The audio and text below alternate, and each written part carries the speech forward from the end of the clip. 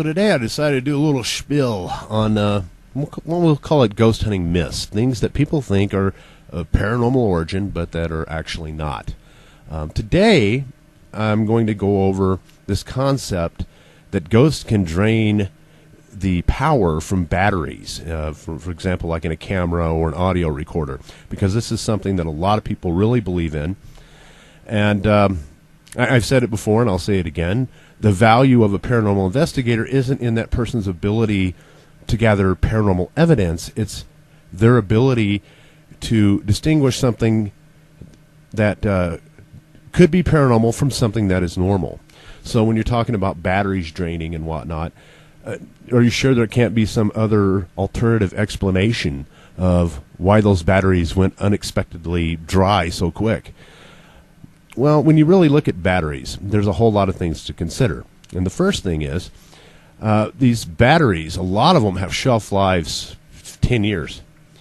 And in fact, one of the reasons they actually put a born-on date or a shelf life date on the actual battery package is so that you know that they haven't been sitting in a warehouse for 9 years and they finally made it to the store. The other thing is temperature affects the batteries themselves. If you're looking at 68 to 72 degrees, that is the perfect temperature for these things to start losing their charge. Another big thing that a lot of people really mess up on, especially on digital cameras and audio recorders, there's different kinds of alkaline batteries. The super alkaline battery is actually designed for the high power needs of, say, like most of your digital cameras and your audio recorders. If you go throwing regular alkaline batteries into it, they're going to drain much faster. In fact, that's the whole reason super alkalines were invented. Another thing that is also of particular importance is what you're doing with the particular instrument itself. Let's say a camera, for example. Going back and looking at your photographs on your card requires more energy than just taking a photograph. Taking a photograph with flash, of course, would take more power than just taking a regular picture without the flash. So those things matter as well. What are you doing with the camera while you're going about it? Now, there's another thing that happens that a lot of people aren't aware of. Those of you who have gone into one of these big discount stores, you'll be looking at your batteries there, and you'll see like a 4-pack of Duracells for $7. And then right below that, you can see this big plastic thing has like 20 batteries in it, $8.99. People go, wow, that's a better bargain. So they buy this big pack. Well, what happens? A lot of times when the batteries reach their shelf life, the stores pull them. They go back to a refurbishing center and they test the voltage. If it is within a certain tolerance, they can resell it. They can extend the shelf life for up to 90 days. And that's where these big packages, that's where they come from. One of the times we actually got curious and we were measuring the different voltages in one of those big refurbished packs. 3 of the batteries that we tested were like 50% of what they should be. Well, if those were what you loaded into your camera, boom, that explains your battery drainage. A simple controlled experiment that I did, personally, I was just curious about it, because think about this. If this is true, man, we could hook a bunch of batteries up in a series or parallel circuit of some sort and lay these things out all the location, ghost munchies, if you will, and the ghost can come in there and suck all the energy up and then hopefully have the energy to react. So it would have, a potential application if it was true. So what I just started doing was paying real particular attention to what kind of batteries I was putting in. I wouldn't buy the big 20 packs. I would be looking at the expiration date. And I never had a problem when I started doing that. Another thing you might want to test, if the batteries are really drained suddenly, you're doing your camera, you've only had it on 30 seconds, bam, they're dead. You're fairly certain, that these were off-the-shelf batteries, shelf life's good and all this. Pop open the battery cover, pull the batteries out, put them in your hand and hold them. If they're hot, and I'm not talking like hot enough to burn you, but if they're hot, that would tell you that the power requirements on that battery were very excessive. Warm, we're not talking warm, we're talking hot.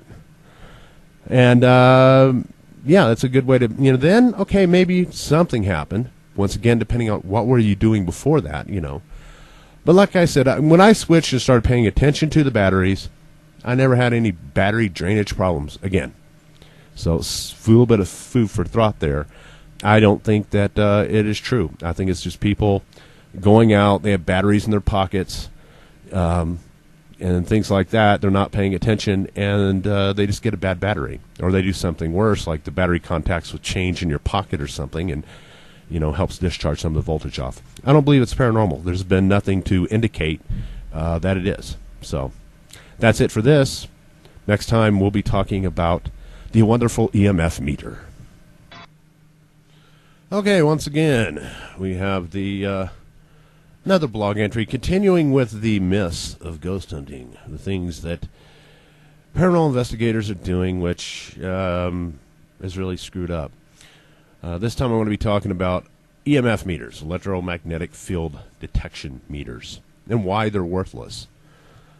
There are several reasons that these things don't do what ghost hunters think they're doing. The first thing is you have to understand that an instrument has to have a certain degree of accuracy. For example, in a lot of your scientific testing, they allow up to 5%. If you really get down and you look at the specs on all these meters that a lot of people are using, everything from the Sperry digital meters to the K2, the K3, the cell sensor, which is really a big piece of crap. All these things, some of them, like the K2, has only a 2% degree of accuracy. That means there's a 98% chance it's going to screw up.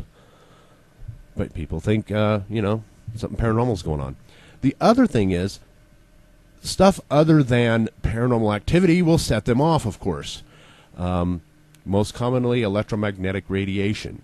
That could be anything from a CB signal. It could be electrical voltage in the wall. There's all kinds of things that can trigger these instruments to go off. And that leads to problem number 2, which is it's measuring a worthless component. When you're measuring an electromagnetic field or an electromagnetic wave, you want to pay attention to 2 things predominantly. First is the frequency of that particular phenomenon, and the second is the waveform. You got those 2 things, it's almost like a fingerprint. And you can ascertain whether that's a normal thing or what. You can look at it and go, oh, okay, that's a subharmonic coming from that power line over there that's registering at 18 hertz. But if you do not have these 2 things, you have absolutely no idea what just set your instrument off. It could be anything. You do not have the ability to rule out normal causes, and that's why they suck. So the only way to correct it, I mean, if you really want to go on this electromagnetic thing, you'd have to get instrumentation that's capable of doing that, but that's going to cost you a lot of money. Spectrum analyzer would probably be the best thing, and you'd have to couple that probably with a database of some sort, where you have a record of what these, the waveforms and frequencies are, and what they come from. Then you can compare and see if it's in your database. But it's really not. I mean, these things. I can remember back in the late 80s when we really thought that a lot of this was going on, and we checked a lot of different hypotheses under it. And a lot of them just fall apart. Once you understand how that instrument works, then you understand why it's not going to be doing what you think it's doing. So, yeah, gotta pick that up a little bit if you want to do electromagnetic field surveys, and a little bit more is required. But it's part of the hobby, and it's promoted a lot by the television shows, and it's gotten into popular culture to such a degree that a lot of people think these things can actually detect paranormal activity, and they can't. So, hate to break it to you if you're one of the people that use them and think it does something, but you need to research your instrument and need to learn a little bit more about electromagnetism. So that is it for this one. Next week we'll be back with something else. So, later. Okay, this week on the hit list, I want to continue with more instrumentation that ghost hunters use that is absolutely worthless. Today, specifically, I want to be talking about a piece of instrumentation that is used a lot, and it can actually be used as a gauge to tell how good a ghost hunting group is. Let me show you what this particular instrument is real quick. And there you go. Yes, the infrared thermometer. People, for some reason, believe that this particular instrument is capable of measuring cold spots in the air in a haunted location. Well, the problem is it doesn't work that way. In fact, it doesn't work that way at all, to be honest.